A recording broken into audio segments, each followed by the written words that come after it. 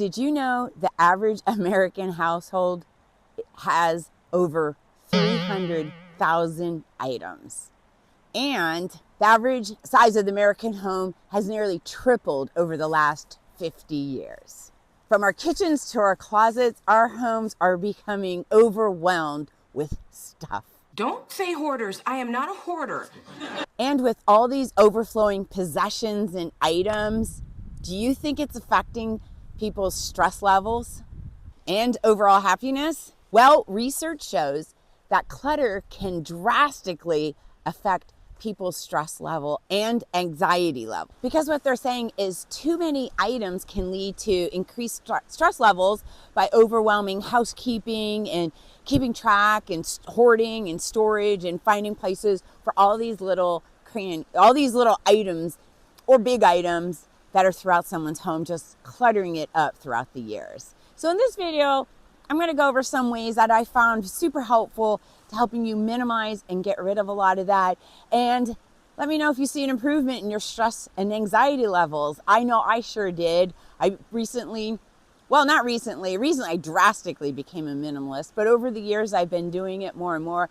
Absolutely love it, and I highly suggest becoming a minimalist. It saves you money, time, and it's actually good for your health. So one of the main things is mindful spending. So for example, with clothes, I have a great tip. This I've been using for years, and anyone I tell it to, they seem to like it as well. Please let me know if you heard of this or any other great tips. So when I go to buy new clothes, sometimes I'll see something on sale like we all do, and I'm like, oh my gosh, this looks cute. And I'll put it on and I'll be like, should I get it? It's a great price. Oh, I don't know. And then I'm like, okay, just stop. Do I love it? I ask that question. Do I love it? If I can't honestly say, yes, I love it, I don't get it. If I like it, it's nice, maybe someday, I have to say, I love it. So I ask myself, do you love it?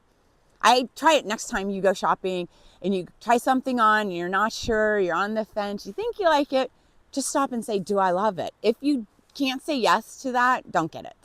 And while you're being mindful with your spending habits, try to create more joy in your life, freeing up all your shopping and cleaning and cluttering, and it will help with your well-being, your mindset, while you're minimizing or decluttering or whatever you care to call it. It's just tons of benefits to all this, which in turn, what I'm saying is focus on less in material and more in experiences, relationships, and inner peace.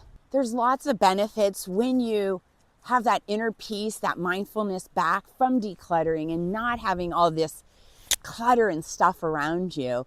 And then you can have even more energy and find so much more happiness when you start minimizing. I'm telling you, this stuff works. There's just so much to it when you start decluttering and becoming more mindful of what's around you and including your relationships and experiences. Another thing I found over the years is I'll maybe be afraid to experience something or try something. For example, filming outdoors. There's some people back there, I don't know if you can see them. They're far enough away. I normally don't film in groups, but before that would bother me. I'd be like, they're gonna stare at me, they're gonna watch me. At the end of the day, I'll probably maybe never even see them again. Or I don't care. Like my saying is, it doesn't matter. They don't pay my bills. So what do I care what they think? They're not bothering me. I'm in no danger. And I just try to experience stuff more fully now. When I am worried about spending all this money on fashion and clothes and stuff, and I'm like, stop. Who am I trying to impress? Why am I buying all this stuff? And I'm not even going to wear half of it. I'm trying to impress people I probably will never see again. And if I do, they could care less, half of them, what the heck I'm wearing. They're so busy worrying about themselves. So once I started developing that mindset, it helped also with not buying a bunch of clothes and stuff. Of course, when I had homes, years ago, I just couldn't have enough stuff. And then, one time I was looking around, I'm like, this is starting to look junky. Nobody even cares when they come in seeing these little crappy knickknacks and outdated stuff.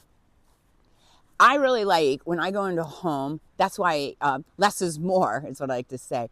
That's why when you go into model homes, new builds, go in them anytime. They love when you come in anyways and look around. They don't have a bunch of junk and a bunch of stuff. That's for a reason. It looks way better when there's less in the home, less clutter, less stuff. And it's actually a more peaceful, serene experience. So if you did that to your home, even with your older things, you don't have to buy new stuff, just decluttering and getting it out, and you will have that sense of peacefulness and calm. I promise. Go ahead and try it. I know you'll see a difference in that. So please start taking these steps to more slow living, to a more stress-free life, to a minimalist lifestyle. Really enjoy it. So you're going to spend less, save more, and live a more enjoyable life in the long run. The sooner you do it, the better off you'll be. So let me ask you something. What could you let go of today that would make more room and happiness for you? Here's another question.